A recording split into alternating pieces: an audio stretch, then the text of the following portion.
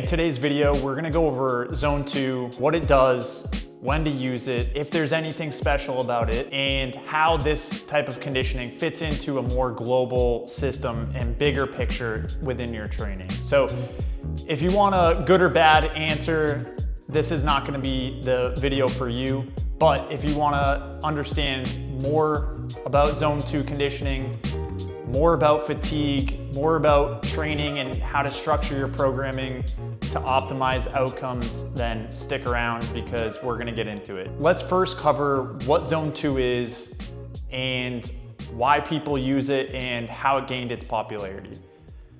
So Zone 2 training is just referencing a heart rate zone off of a 5 heart rate zone model. There is a 3 heart rate zone model, but most people are going off of the 5.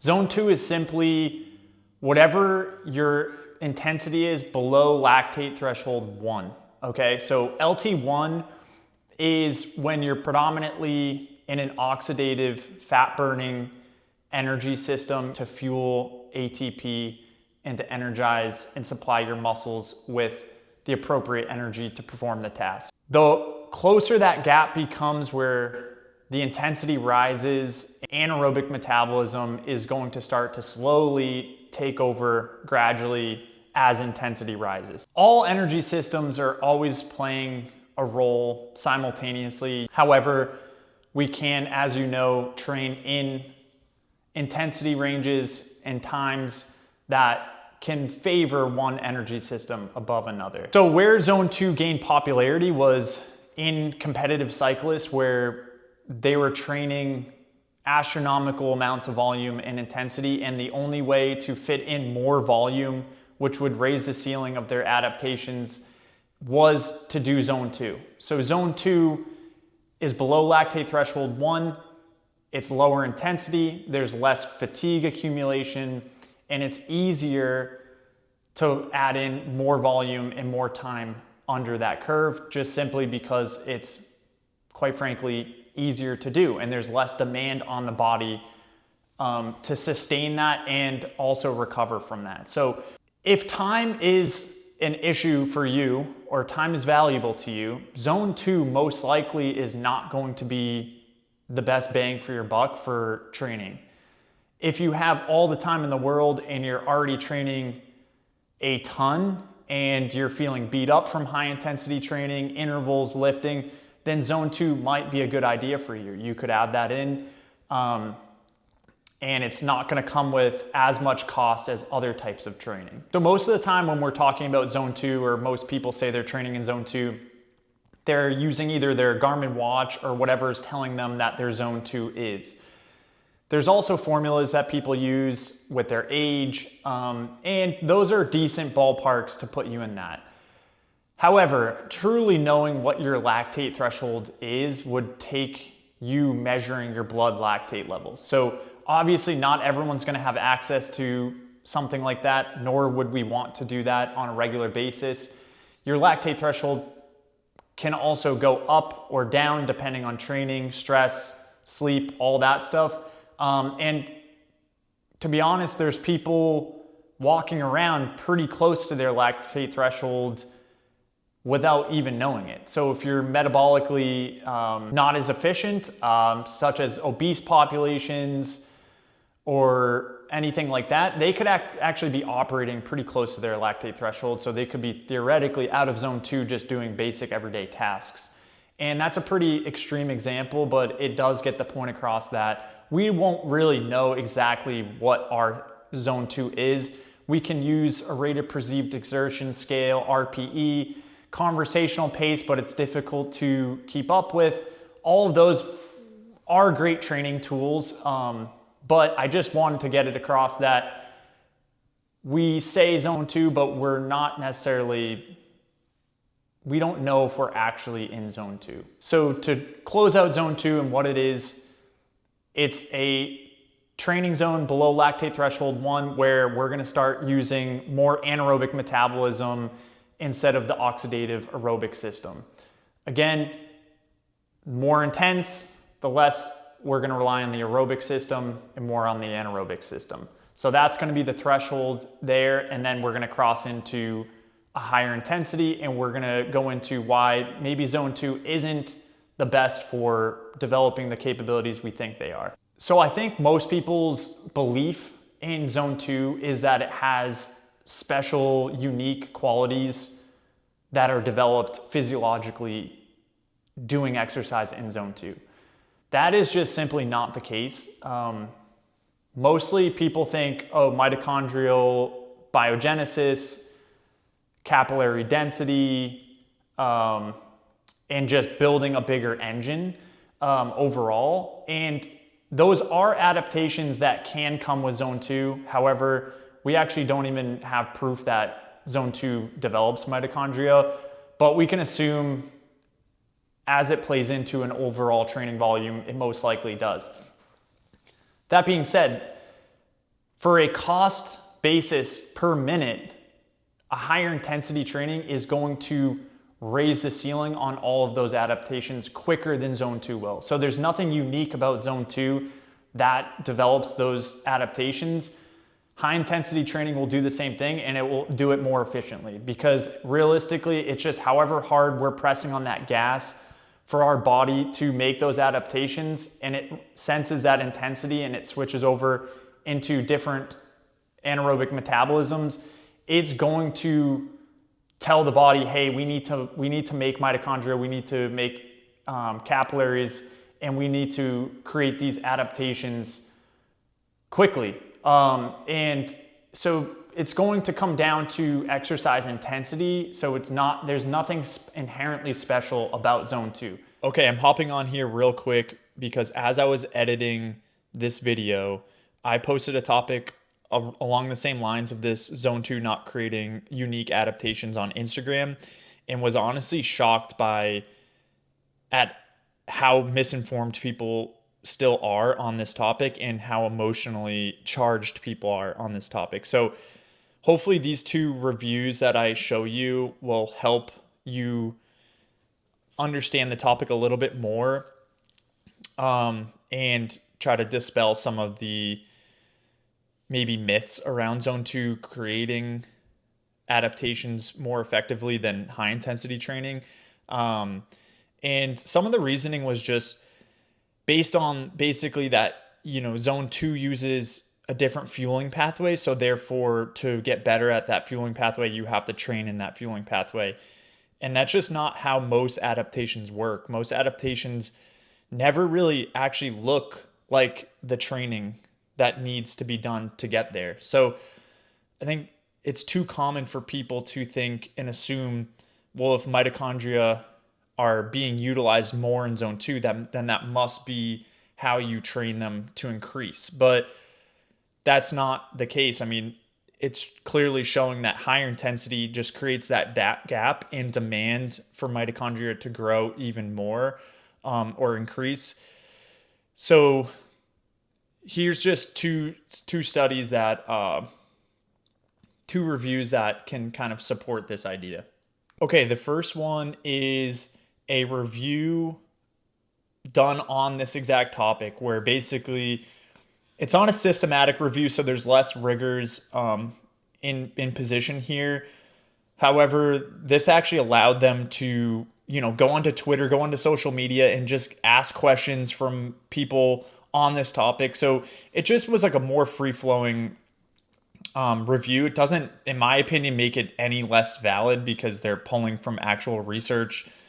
They're actual exercise physiologists and scientists. So, and they actually even have an author on here that's been in this realm of research for like decades. So it's a pretty good review. And basically what they found was that there was no evidence to support that zone 2 training is an optimal intensity for improving mitochondria or fatty acid oxidative capacity. So they actually found that higher intensities produced more mitochondria.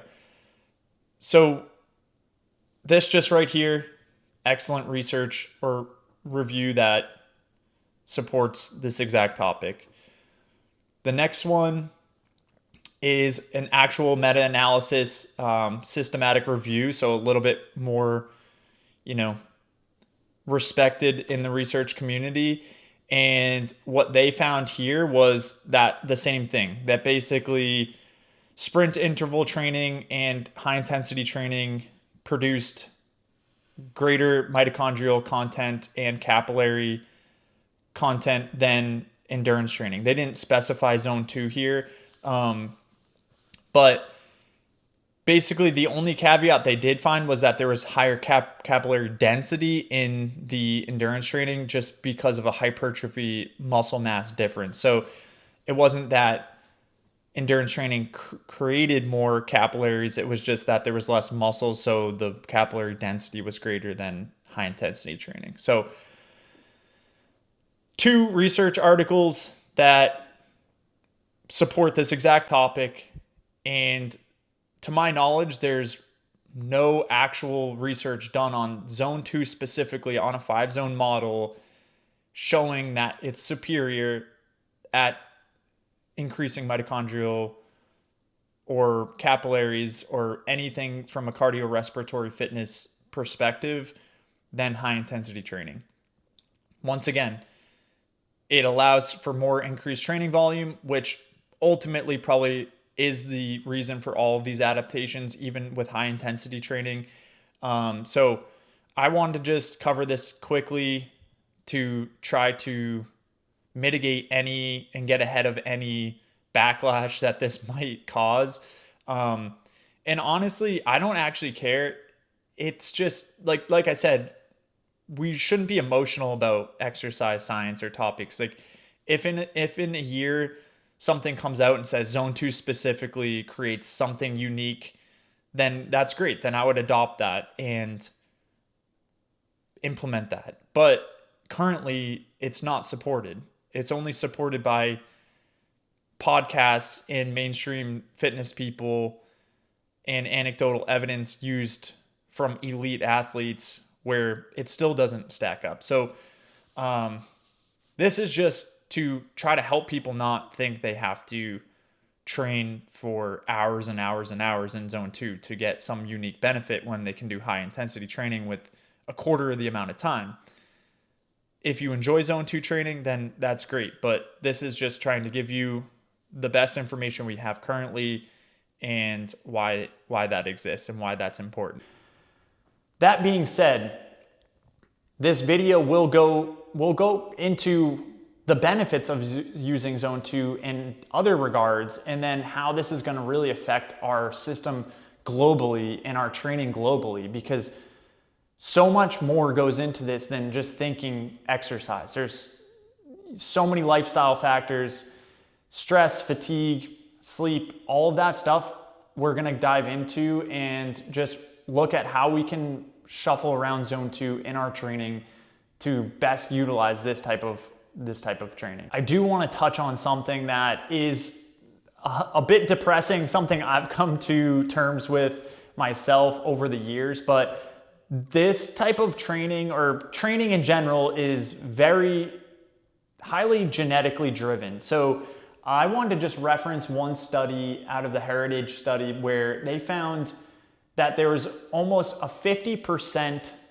inherited ability to increase VO2 max. So they had family members go on an identical training program, and they were able to link their training adaptations for VO2 max specifically over a course of, I believe, 20 weeks, and could relate it all back to basically 50% heritability. Just keep that in mind, that no one's training plan or copying someone's training plan is going to ever give you the exact results you need. That's why I constantly harp on individual needs, an individual system that works for you, your goals, and your lifestyle, and whatever else is going on. We are not cookie cutter people. Our lives are vastly different than everyone else's. Our biology, genetics, stress response, sleep, hormones, everything is so different. That's why it really takes assessing, building out a program, and then just tuning it to exactly what our bodies and lifestyles needs, and then changing that along the way as things change. So we're gonna have to understand how to adapt, and I believe, understanding how to implement these training tools like Zone 2 can help us do that. I know we said there's no unique adaptations to Zone 2 training over higher intensity training as it comes to mitochondrial density, capillary density, and engine building. However, there is one component that has yet to be completely proven, and this is the thought of structural adaptations at the heart level. So we're talking heart size and chamber size.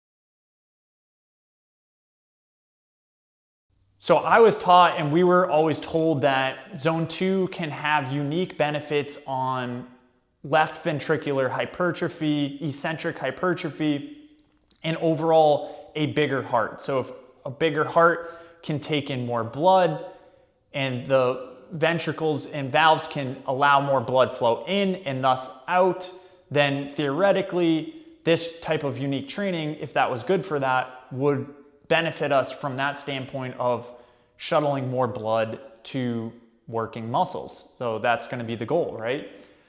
And we just don't know if that's the case. All right. So a couple studies that I found showed that one was Dawson et al. 2026.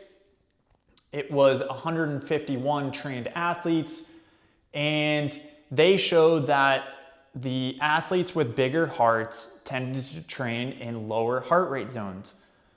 However, we can't determine whether or not people with just bigger hearts prefer and find it easier to train at lower heart rate zones, if the lower heart rate zones were the cause of the bigger heart, or since they were trained athletes, which this is most likely exactly the case, is they've just developed a ton of training volume over the years that has led to that. So I completely do not believe there's anything unique, even from a structural standpoint, from Zone 2, but I will briefly describe the mechanisms how people might come to that conclusion.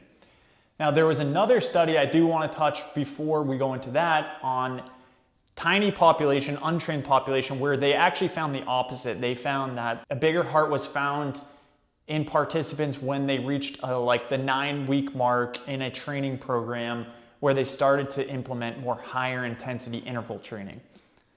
Once again, that seems to be a correlation to just them ramping up and developing over 9 weeks, and they happened to test it on that week, and that's when the adaptation started to show. So I don't think it was necessarily the intervals that caused that. It was probably just more higher intensity work, more volume, and just a gradual growth over time. So there is kind of just two opposing viewpoints on this. Again, probably depends, probably matters overall volume, and then highly individual, maybe people respond to different things.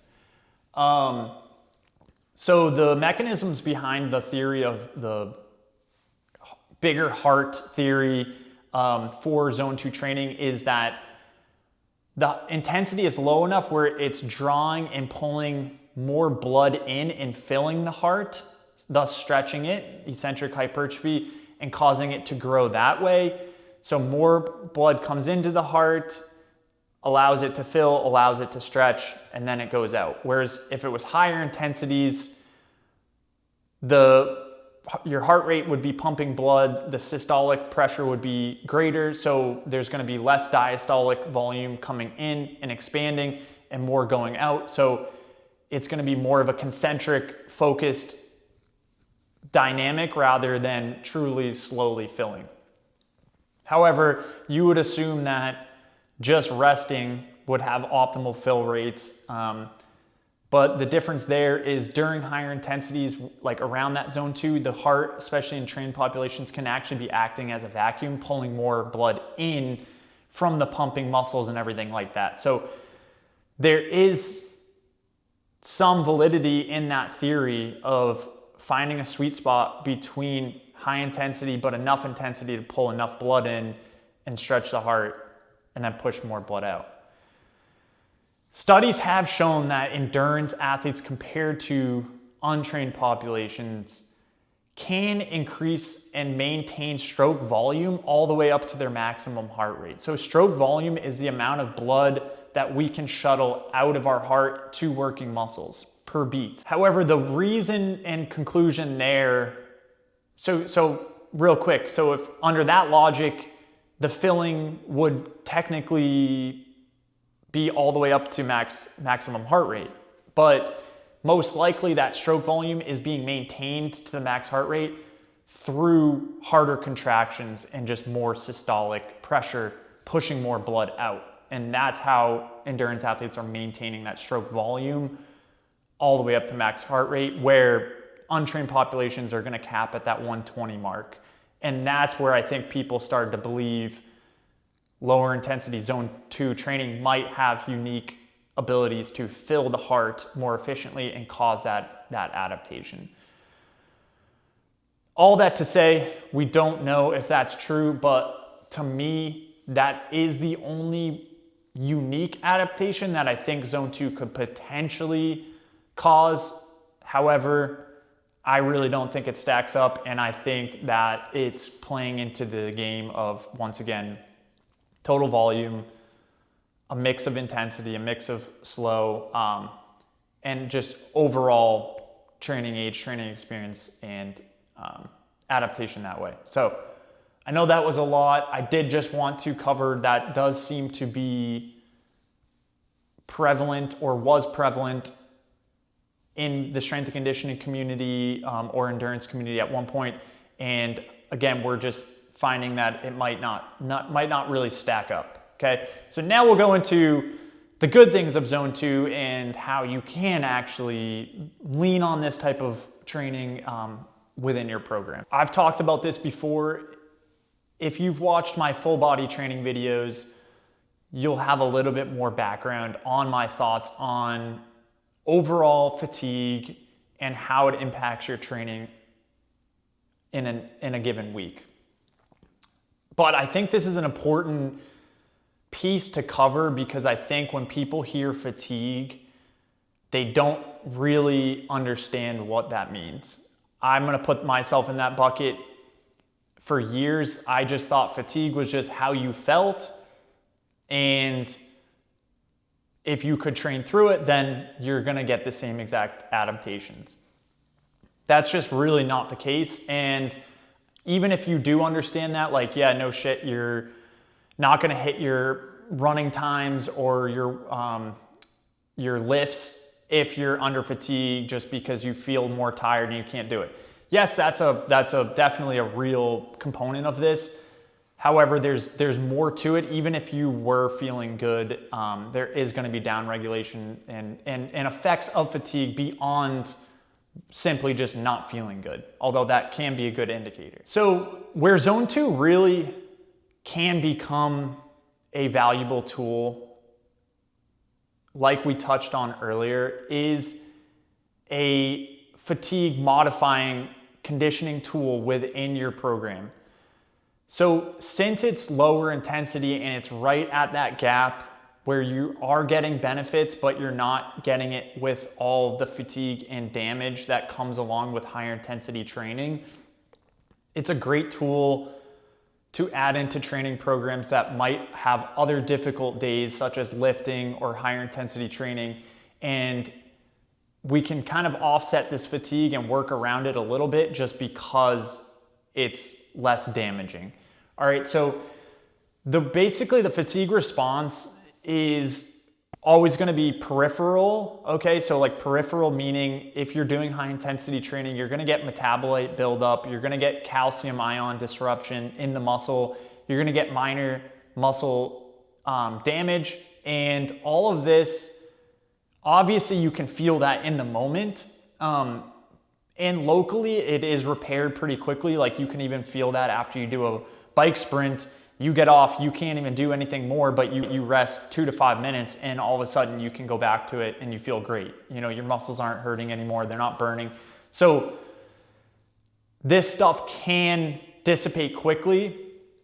However, there's underlying feedback to the brain that will downregulate performance and access to higher threshold motor units, which are tapped into with higher intensity training. When we're doing zone 2 training, it's the bottom of the motor unit pool, the more oxidative muscle fibers. So you're not going to actually have to tap into those higher threshold units, but peripheral damage and fatigue will be sent up the chain to the brain, and the brain is really smart. It doesn't want to have us continue damaging ourselves or putting us under more threat. It wants us to stay safe and stay the same, conserve energy. We're all operating on one pool, one bank account of energy, and it's going to allocate where it needs it to fit. So all that to say, high intensity training, lifting, even running, which we'll get into modality wise, is going to create peripheral fatigue, which will send that to the brain. And the brain will, even after the session, days later, will downregulate your access to higher threshold motor units and your ability to maximize performance in whatever you're going to do in subsequent days. So fatigue is beyond just what you feel. It's deeper than that. So you have supraspinal fatigue, which is above the spine. That's your brain. So that's going to limit signals it sends out to the working muscles.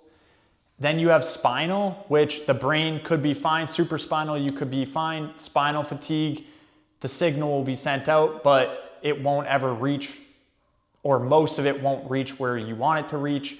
And then you obviously have peripheral fatigue, which is going to be more at the local level of your muscle with that type of metabolite buildup and all that burn you feel lifting or doing high intensity training. So that's the flow and process and feedback of fatigue. And that's why zone 2 finds a place in training, because it's not going to build up those things as much as high intensity training. So we can get away with doing more of it, even though it takes longer and we have to do more of it to get the same benefit as high intensity training, but it's a lower threat, lower fatiguing way to do exercise. So that's why we can do more of it. Now that we touched on fatigue and how that works in our body, I want to touch on modality. So when we talk about zone 2, I think everyone always just assumes running because we're in a very running craze right now as a fitness community. I love it. I've done a couple ultras, marathon, so I'm right there with you. I don't call myself a runner because I don't think I particularly enjoy it completely for what it does for you, but we're gonna go into why running may not be the best choice for zone 2 conditioning within your program. So when we're comparing running to something like cycling, immediately what comes to my brain is eccentric versus concentric muscle actions. So when we're running, every step, every stride you take, you're loading your muscles and you're having to absorb and withstand that impact. That's what we're gonna call eccentric muscle action, eccentric absorption in the absorption phase. So every time you stretch that muscle, there's more propensity for muscle damage than when you're just strictly pushing. So when you're contracting a muscle, versus stretching a muscle, there's going to be less damage on the contraction than there is stretching. So running in itself is more damaging. That's why I personally think it's an absolutely horrible recovery tool. I think even if you're doing zone 2 on your recovery days, that's still causing a fair amount of fatigue and muscle damage. And that's why it's just not going to be the best choice. If you, obviously running is your sport or it's your goal, then we need to do it because that's the skill. That's what we have to do. Now, I don't think you have to run all the time. I think you can develop your energy system through other means and develop the running skill. I did that myself training for Zion 100 by maxing out maybe 30 miles per week at my peak by doing more treadmill intervals and just lifting. So there are ways around it. You just need to know kind of what's going on there.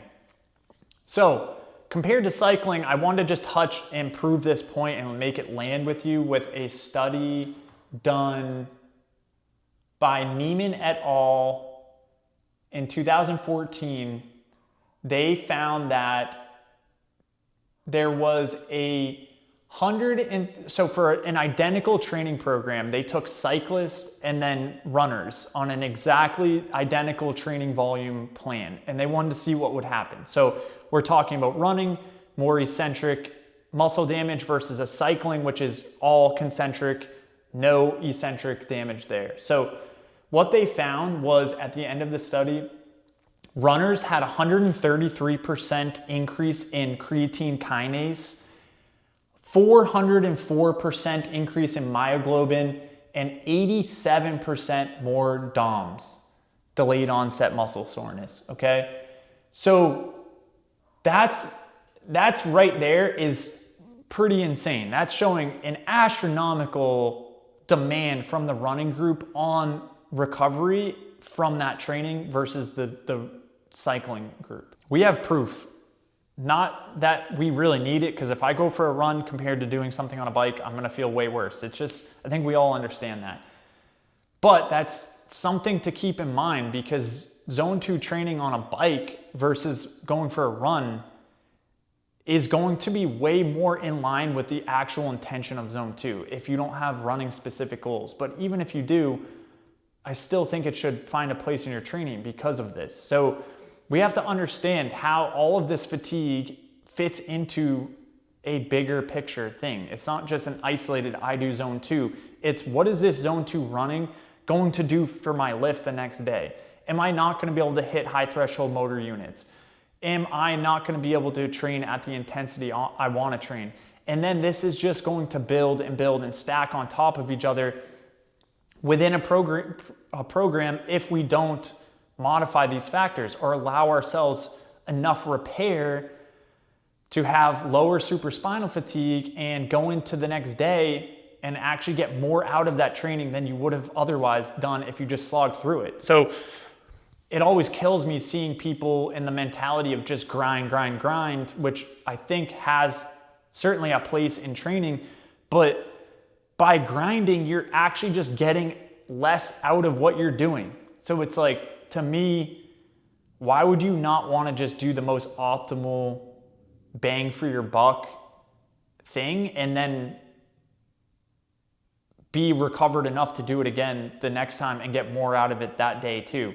And then, oh, mind you, if we all have lives, who doesn't like a rest day or more recovery between training to do things with our family and friends? So that shows you right there that running is not going to be a great option for zone 2. All right, here is a sample week for my training specifically for a 3-day full body split. It looks like an A-B split, but it's really the only difference is one of the days is working out in my garage. The other days I have access to machines in a different gym. I do want to just show you what it would look like with implementing conditioning into a simple 3-day program like this. So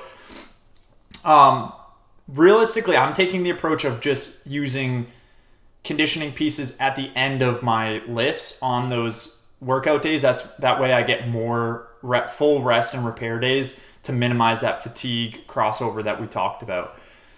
If you wanted to, you could put true zone 2, especially if it's not running and it's a concentric based modality like we talked about, on those rest days in between your workouts, and you would most likely be fine.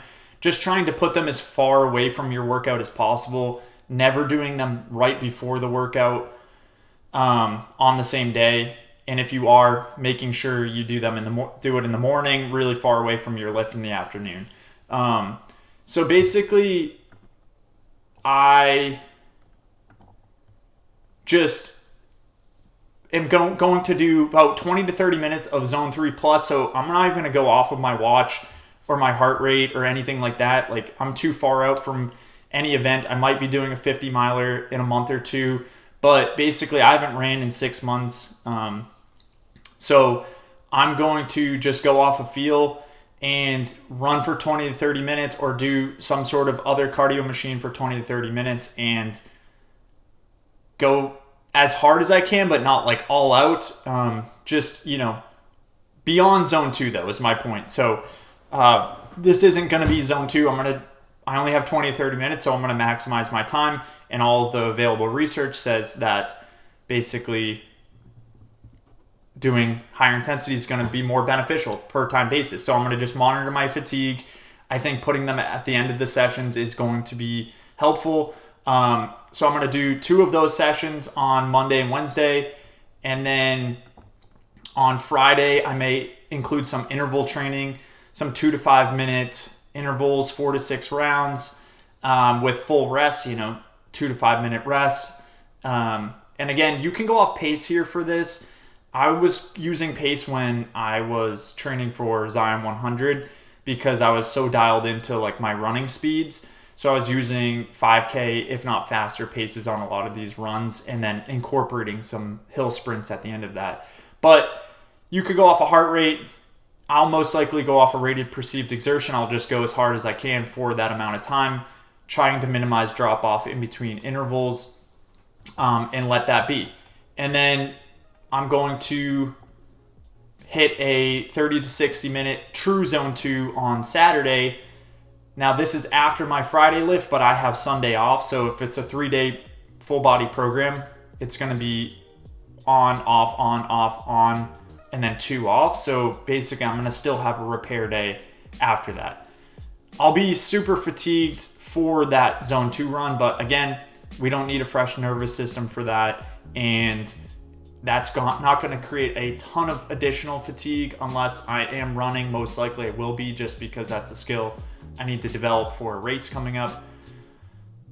It would be even better on like a stair step or a bike or something like that, but I think I'll be fine. Again, I'm going to just monitor how I feel. I'll increase times, intensities, volume overall over the course of the weeks leading up to the race. But other than that, nothing special, nothing unique. Just listening to my body, seeing how my recovery is, paying attention to lifts, and really prioritizing those lifts and creating that capacity for my race. Think about this deeper than just hit zone 2, whatever fancy fitness thing we're talking about at the time, and think of it more globally. And how can you get to where you want to go more efficiently in a healthier manner? All right, guys, thank you for watching. Subscribe, drop a comment below, reach out to me on Instagram. I'd be more than happy to discuss any of this with you. I love talking shop, and we'll see you in the next one.